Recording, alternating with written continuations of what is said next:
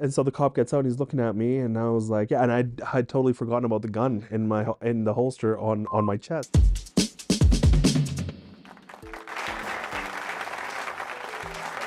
The Pause, the podcast that explores the realities behind the glitz and the glamour, but hey, how it really is when you're exploring with film industry, acting, and the whole media sphere.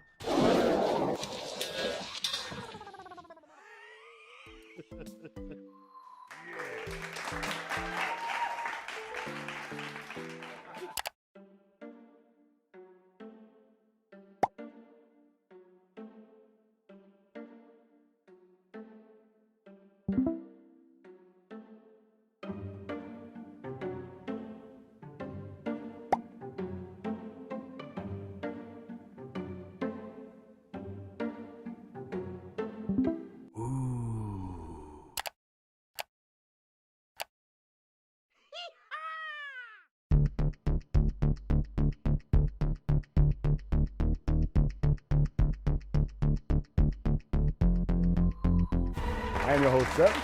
We have our lovely Kristen. yes, sir, and we have joining us, Mr. Neel. Thank you. Let's go. Hey, glad to be here. Glad to be here. If I search up Neel, what's the first thing that pops up? Well, if you were to search up my name, I don't think anything would really pop up. Yeah, I mean, I personally haven't Googled myself, so I mean, I don't know what would come up.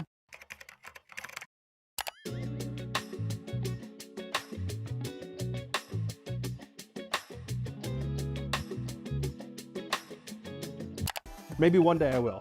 You know, when I feel like I've earned it. Yeah. It started actually a while ago for me. I think in the early 2000s is like really when I was, I think, more interested in film. I grew up, you know, watching movies, going to the theater. I think the first movie I ever seen in theater my uncle took me to was Batman, 1989. Hey, Yeah. classic. Yeah, classic, right? So that was my first, you know, introduction to the theaters, and then I fell in love, and you know, going to theaters my whole life, and it just kind of turned into more of a passion. I started to like, I always wondered how come there's so many names after a movie ends. Like, what are all these people doing? Like, why does it take these many people to make a movie? 10-minute credit. It's like, So, you know, that was always something I kind of was interested in learning about. And so I started getting, you know, just looking at things that happen behind the scenes of film.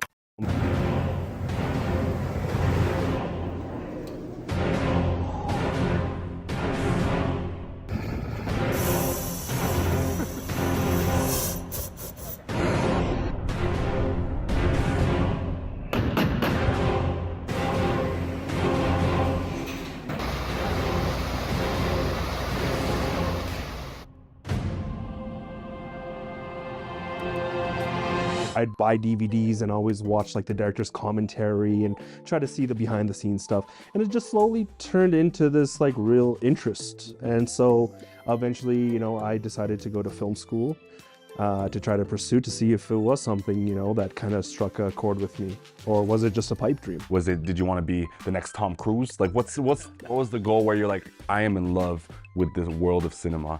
Yeah, I think I'm a man of stories. I love stories. I love listening to stories. I love telling stories. And so for me, I found that film was probably the most entertaining way of approaching stories. You encapsulate these characters and these situations that they're in that I don't think, you know, we could really do on our own. I mean, books give you that, but I just loved the way that film could do that for you. You know, transport you to a different time, different place, you know, all those things. So I fell in love with that aspect, that's the storytelling part of cinema.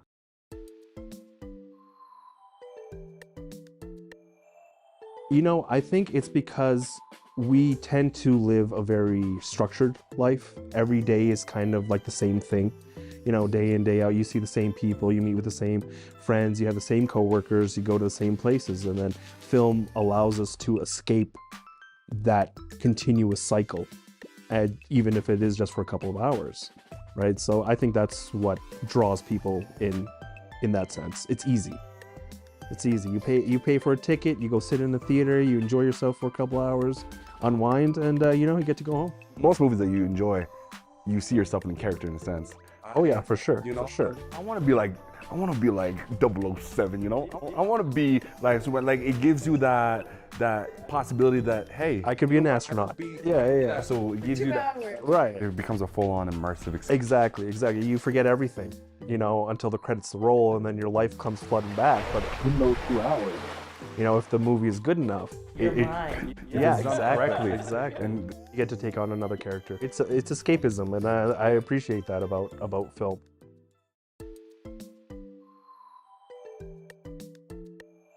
I think as a filmmaker, if you're going to put things out, you have to be able to take some criticism. If you're willing to put yourself out, you have to be willing to get feedback. I remember my first film. Damn, it took me 6 or 7 months because I had to film, produce, all that. And I was like, oh, this is it.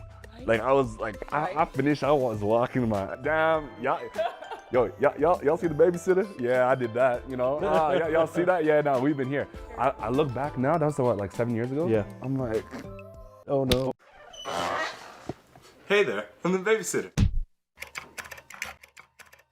no, do not do that. Don't even. Did you go in expecting an Oscar? No, of course not, right? Yeah. Right, exactly. If you're too hard for yourself, you won't want to do it again.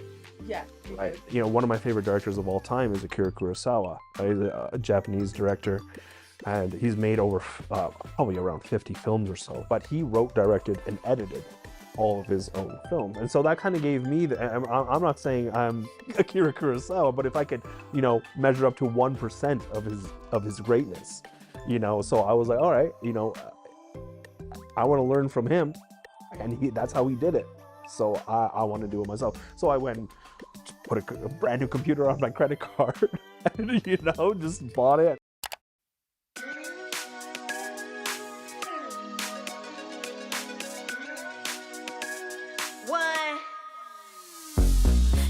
Put a brand new computer on my credit card, and just bought it. Downloaded DaVinci because it's free, and just started learning.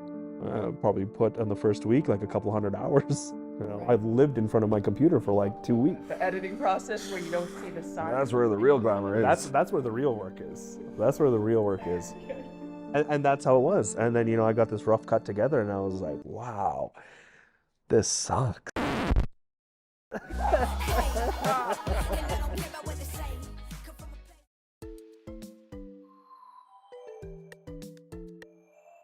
Yeah, I mean, it was a short film. It was 2013, 14 actually, almost 10 years ago, and I had just come back from Japan. I'd spent a year there teaching English, and so I was writing that whole time, pumping out script after script, and I thought of an idea that I thought that was pretty cool. Back then that was like when the superhero craze was just first starting up. And so I wrote like this anti-hero, this guy that can open up old wounds, right? Just by thinking about it. And so I thought that was an interesting concept. That's where it kind of started from. And so when I came back, I was just like, yeah, okay, let's go. I had all the motivation. I knew what I wanted to do. And I looked online. I'm like, I got to find people to, help me make this. And so I found this group that just got together on weekends and wrote. And so I joined them, and then I kind of took over that group.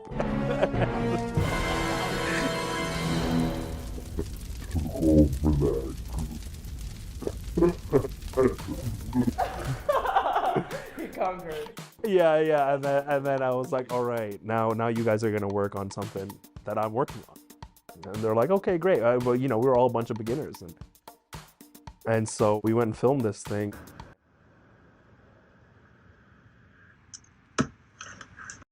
You buying now, Doc? Remember that old saying, I'm rubber, you're glue? So, please. It's a bit like that.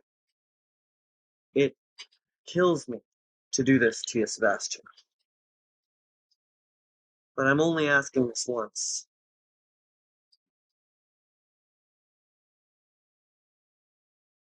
Who runs this freak show? Thanks. That was the one-day shoot. One of the monitors was stolen by somebody. Cost me over $1,000 to replace it. I hate when people abuse those situations because you're bringing such a negative to an already difficult time. We wrapped the day, I went to go return it, and the monitor was missing and nobody fessed up. And so I was like, well, I'm not working with you guys anymore, right? Like, the trust was broken. Put a real bad taste in my mouth, and I didn't really want to be a part of these people anymore, right? So you kind of broke the trust, kind of broke the project.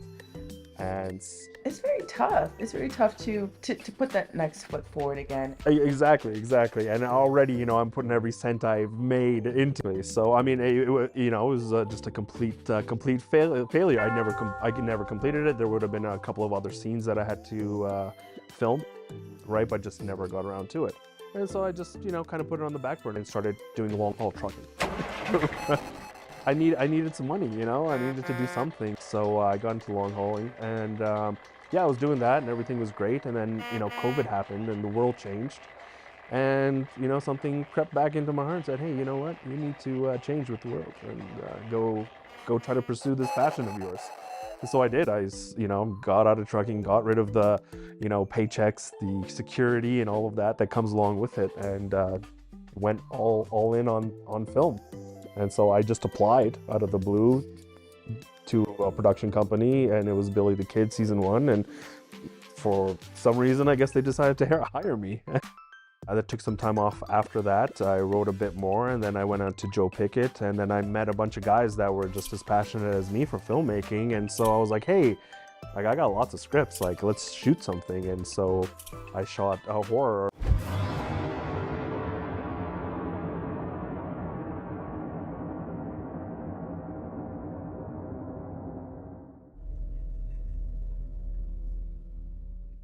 So just doing that for now, and I wrote another one, and then I filmed a second one.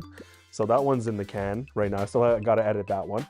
See, with me, it's like, as soon as I'm put one in the can, I'm like, okay, what's the next one? Exactly. What's the next one? What's the next one? What's the next one? That's how it should be. Because if you look back, you're like, oh, that was some of my best work. You're not growing. Right. You're not feeling it. Yeah.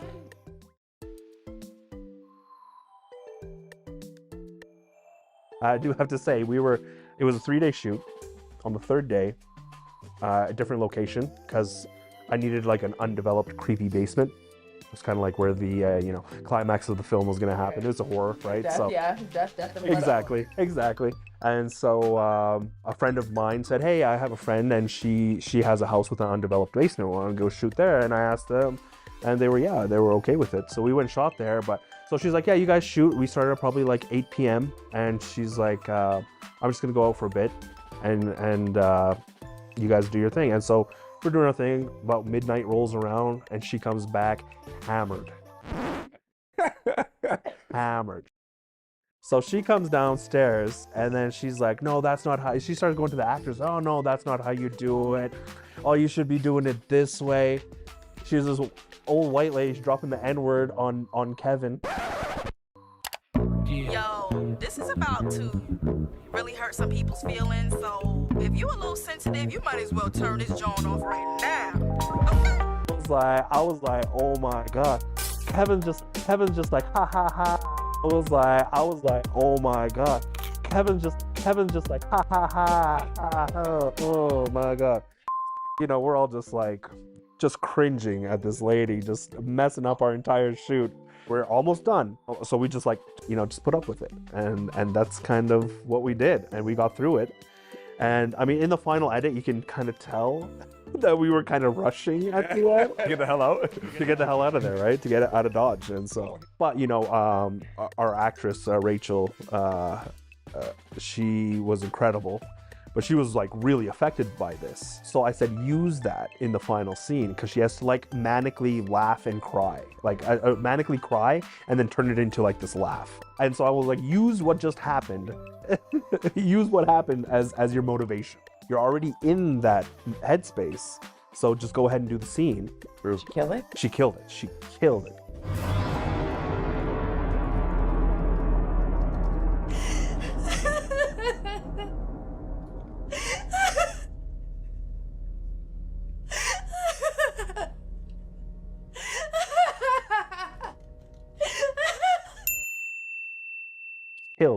Maybe that was meant to be. Maybe, right? I don't know if... Okay, fine.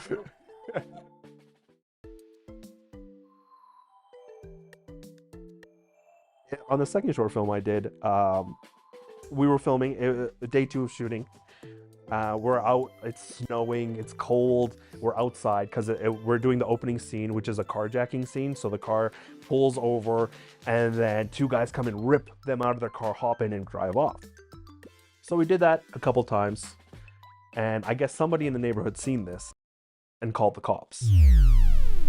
So I'm sitting there outside, you know, and all of a sudden all these lights and cars fly up, and I have a fake gun in my lapel of my jacket.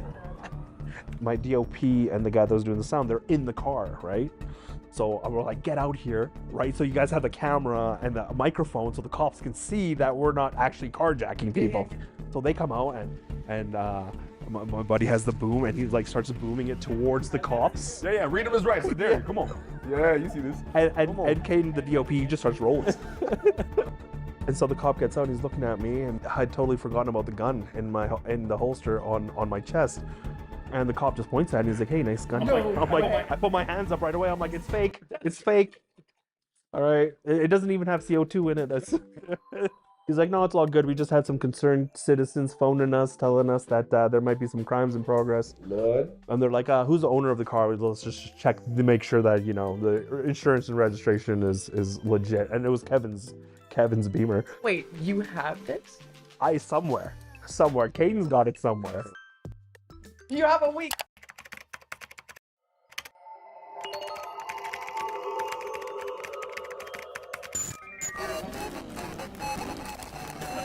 I guess you guys are jumping back in that vehicle.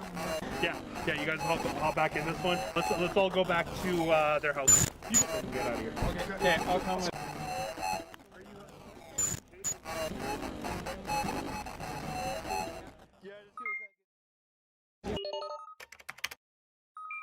Yeah, so, you know, those are the kind of things that you can expect to run into when filming. It's never a straight shot. It's never just A to B.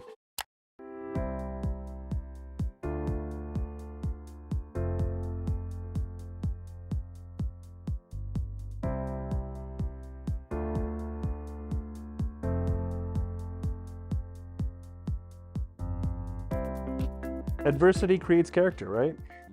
You know, it's like you're never going to learn anything if you haven't been through the trenches. You know, you have to go through the mud, you know, to come out clean sometimes. And be grateful that you're in the position to try. Yeah, failure is the biggest teacher.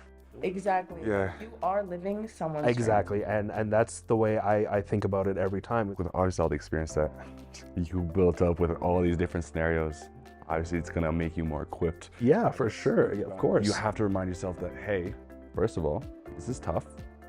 I was expecting it to be tough, so this is where I'm at right now. This is what it is. Yeah. And this is not happening against me. Yeah. This is happening for me. If I get ahead of this, then now I got that much more credit on my back saying that I can do this. Right. So every little thing that hits you, good. Exactly. It's coming. Good. Let's go. Let me show you how badly I want this. Exactly. If you stop on the first one, it's never gonna happen. It's not meant to be easy. Nothing worth doing is easy, right? Has some of this like scared you where you're like, I don't know if I'm cut out to this, because yeah, I'm sure. No way. You know? No, nothing can scare me in that sense, right? I mean, it's something I want to do for myself because I feel that way about it. So there's nothing that can really get in the way of that. I love the fact that you have gone through it. You've dealt with the stolen monitor, with the drunken owner coming down and taking the limelight as the director. Yeah. And you know what? And hopefully it'll continue happening because it makes some great stories. It does. Yeah.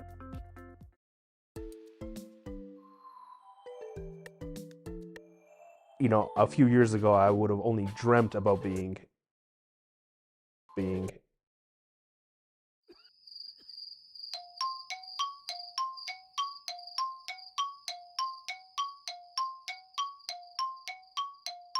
on the pause, of course. You just gotta drive forward and just remember what's more important. You know, you have to be hungry to learn.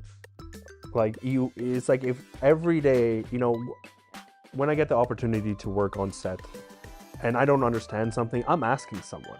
I want to know every facet of the film industry. I want to know exactly how they do it. You know, everything from pre-production to production to post-production. Like, I want to know it all. It's an army. You would know that. Right, yeah, definitely. I mean, it's something you can't do by yourself. It's tough, you know, so props to anybody that can get it done.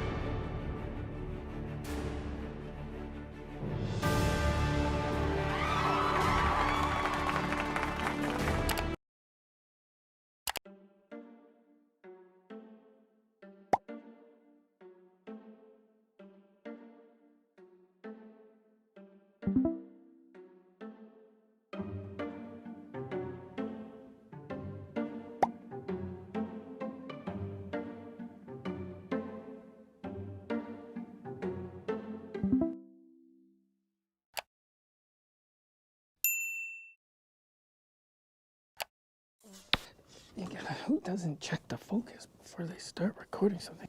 You know, did we have a, this is not high enough. Yeah, hey Seb. Yeah, no, I'm setting it up right now. Yeah, is he on, he's on his way?